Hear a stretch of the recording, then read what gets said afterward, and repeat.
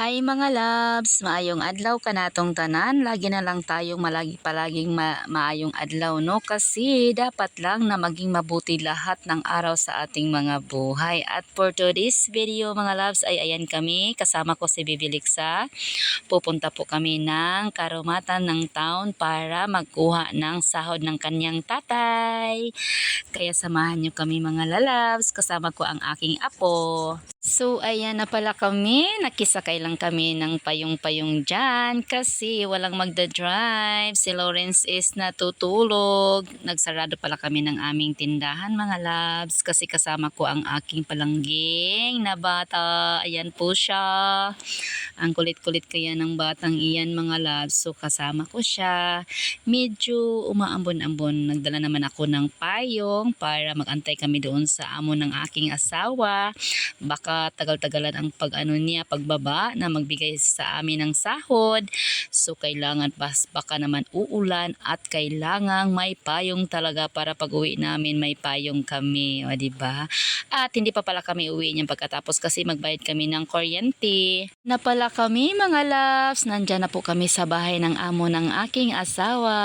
So kila Sir Alan po yan mga loves. Alan Di Mapuro po ang kanyang amo. So thank you so much kila ma'am ng amo namin.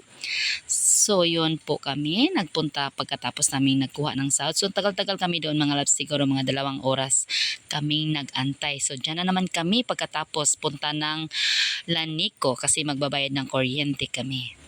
Kailangan na pong magbayad kasi ayaw kong maka-penalty po ako mga loves. Kaya habang maaga pa, bayad na agad tayo pag may pera na, 'di ba? Kinuha ko kasing sahod niya kasi pambayad lang talaga ng kuryente. Ayaw ko kasi na malit na magbayad kasi may ano na siya, may dagdag na.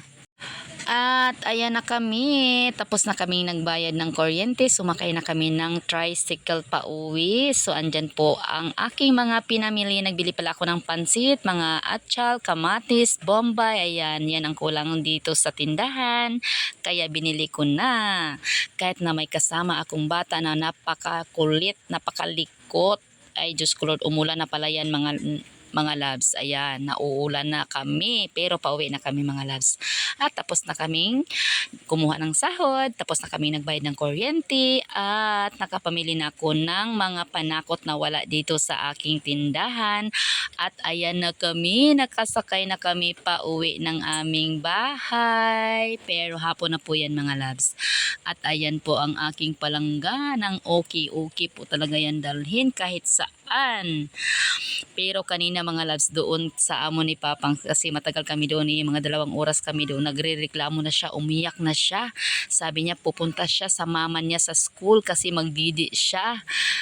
Ang ano ko mga loves, nagugutom na talaga ang batang iyan kanina nung doon pa kami sa amo ni Papang. Kaya sinabihan ko siya na maya-maya uwi na tayo pero ang tagal namin doon, pero kailangan talagang maghintay kasi nga nagantay kami ng sahod para maibigay ng kanyang amo.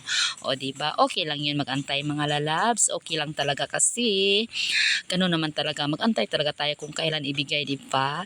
So ang ano lang kasi sinama ko ang batang iyan, talagang nahihirapan ako kasi iyak siya kasi gusto na niyang magdidi sa kanyang mama. Hindi pa kasi ito na natapos magdidi, na hindi pa nalutas ba. So nagdidi pa talaga siya sa kanyang mama, o di ba? So 2 years na kapin si Bibi Lixa. Pero wala talagang problema pag isama mo yung batang iyan. Tingnan niyo mga loves, nagsakay kami ng motor, tingnan niyo. Nakatingin-tingin lang at ayan ang langit. Umuulan talaga. Pero hindi na naman talaga masyadong malakas, pero ambon-ambon talaga, makakabasa talaga siya. At may naman yung payong-payong na sinakyan namin, may naman siya sa harap kaya hindi kami nabasa. At ayan ang aming payong, di ba? Ayan kami. At nagkain-kain pa kami sa aming binili at ayan po ang batang iyan, no? Tingnan niyo mga loves. Napakaano talaga yan isama hanggang sa paglaki niya yan mga loves. Hindi mo mahirap dalhin yung batang yan kasi nung maliit pa yan, sinama-sama na namin yan. O kahit nagdidi pa yan sa mama niya, sinasama-sama na namin sa Maranding kaya nasasanay talaga yan sa biyahe. O mas mabuti man yung sanayin natin kaysa hindi talaga sanay kasi magsuka. Pero pag nasanay talaga ang bata na sama-sama siya kahit saan tayo magpunta, ay nako, talagang okay na okay talaga. Walang problema sa biyahe. Hindi ka magpo-problema sa kanya kasi okay na okay siya. So bigyan mo lang yan ng pagkain at binilhan ko pala yan kanina ng grapes kasi favorite niya yun. At kumain din siya ng tinapay. Nagbili din ako ng rambutan. Nung namili ako ng mga panakot mga loves, nagbili ako. Tapos pumunta din kami doon sa sa may tindahan ng mga tsinelas kasi nagbili ako ng tsinelas kasi wala ka akong tsinelas dito sa tindahan, napakalamig ng semento. Kaya ayan po kami, ay nakarating na kami at ayan, buti na lang nandyan ang tatay niya, nagantay sa amin sa may sa may labasan namin ba sa labas. O ayan po ang tatay niya. At ayan ako, karga ng karga sa mga pinamili ko. Kunti lang naman ang pinamili ko pero mabigat siya kasi may pansit, may bombay, may may atchal, may kamatis, so mabigat siya. Kaya ayan kami. Nakarating naman kami dito ng maaga pa. So hindi pa siya gabi mga loves. Kaya yun lang ang aming ganap for today's video. Sa lahat ng mga nanonood ng aking video, thank you so much everyone. Maraming salamat sa palagi niyong pagsubaybay ng aking kwento-kwento sa buhay araw-araw. Thank you talaga mga lalabs sa napakaano nyo ba sa akin, no? Kahit hindi ako masyadong sa buhay. I thank you. Bye-bye.